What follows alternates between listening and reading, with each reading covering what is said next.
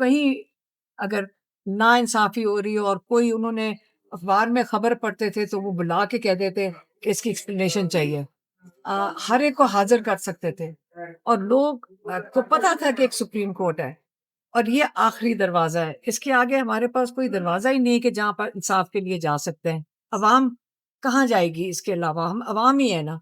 अब जो केसेज़ हैं, अब इनको पता है, अब वो हाई कोर्ट जो है यहाँ से मेरे ख़्याल में कोई कितना 100 गज़ पे होगा, 100 गज़ पे है। 100 गज़ पे इस्लामाबाद हाई कोर्ट है। वहाँ पे मुंतखब नुमाइंदे लोगों के, करोड़ों लोगों के नुमाइंदे कई दफ़ा जाकर खड़े हुए हैं हाई कोर्ट के बाहर। वो जब जब से ये जनवरी से ये चीफ जस्टिस डोगर को लगाया है, उनको ख़ास मेरे ख़्याल में जैसे इमरान खान कहते हैं लगाया इसलिए गया है कि उन्होंने 8 महीने ये इंसाफ के तकाज़े तो नहीं पूरे होते कि उनको 8 महीने केस ही ना लगाया जाए। अल-कादिर की बेल का केस। दूसरा केस एक और लगा हुआ है कि जो तोशा खाना टू कोर्ट में केस जेल में चल रहा है, ये तो होना ही नहीं चाहिए था। अब ये तो इंसाफ के तकाज़े कहते हैं आप फ़ौरन सुनें।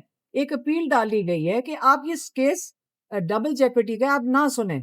तो ये तो ऐसे केसेस होते हैं जिसमें तो कोर्ट फ़ौरन उसको लाइन के आगे खड़ा करके कहता है कि वो ये हमारे अदालतों से अगर कोई कोताही हो रही है, तो सबसे पहले वो केस सुने जाते हैं। ये तो कोई मिल-मिला कर ही नहीं सुन रहे। अब हम आज फिर गए थे, खोसा साहब भी साथ थे और ये वहाँ पे वो चीफ जस्टिस के पास गए, डोगर साहब के पास।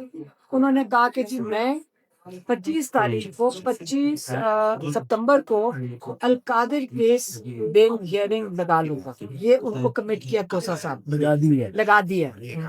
और दूसरा दूसरा तोशाखाना 2 है। वो वाला केस है, कल हम सुबह जाएँगे सुबह 9 बजे ये अर्ली हियरिंग के लिए।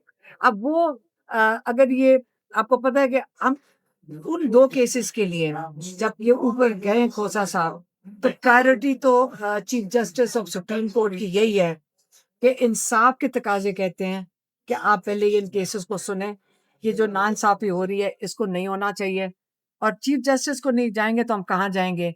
चीफ जस्टिस को यही कह सकते हैं जी, चीफ जस्टिस अफरीदी साहब इन अवाम इंसाफ की मुंतज़र है। मैडम आपकी मुलाकातों के हवाले से भी कोई बात हुई चेन्नई है? में चीफ जस्टिस के चैम्बर की तरफ जाना चाहती थी, वहाँ पे खत देना चाहती थी, क्या वजह है? तो आपको वहाँ पे रोका गया, थोड़ा समझ का होगा। हालाँकि हमें जहाँ तक पता है अदालतों का, दुनिया की अदालतों का जिनको हम कॉपी कर रहे हैं, हम दुनिया की अदालतों को ही कॉपी कर रहे हैं ना, ये सिस्टम हमारे मुआशरे का तो नहीं था, ये तो बाहर से हमने इम्पोर्ट किया। इंग्लैंड में आप जाएँ, किसी अदालत में किसी वक़्त आप जा सकते हैं, टाइम लेकर आप खुद जज को भी मिल सकते हैं, अगर आपने जैसे पिटीशन फेस कर ली। तो ये पाकिस्तान में तो इतना पैरा दिया हुआ है, अदालतों के गिर्द तो इतने बड़ी वो पैरे मैडम लगे हुए आपकी हैं, इमरान अवाम खान तो से यहाँ आ ही नहीं सकती है यहाँ तक। आपकी इमरान खान से मुलाकातों के हवाले से भी कोई चीफ जस्टिस साहब से बात हुई है?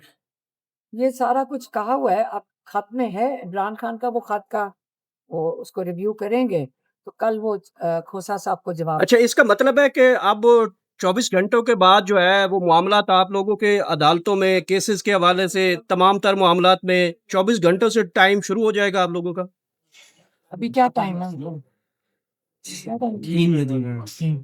कल 2 बज के हाँ, तो कल 2 बजे तक, तो खोसा साहब कुछ आधा घंटा पहले आए हैं। अच्छा मैडम, पहले भी इमरान खान साहब ने एक खत लिखा था जिसके हवाले से उन्होंने आईनी कमेटी के हवाले कर दिया था, उस पर कुछ भी नहीं हुआ अब तक। एक बार फिर आपने खत लिखा है, इमरान खान साहब का खत जो है वो आपने पहुंचाया, तो क्या 24 घंटे में वाकई कुछ होगा या सिर्फ दोबारा से किसी और कमेटी के हवाले कर दिया जाएगा? इमरान खान की वो क्या कहते हैं सबर को देखें।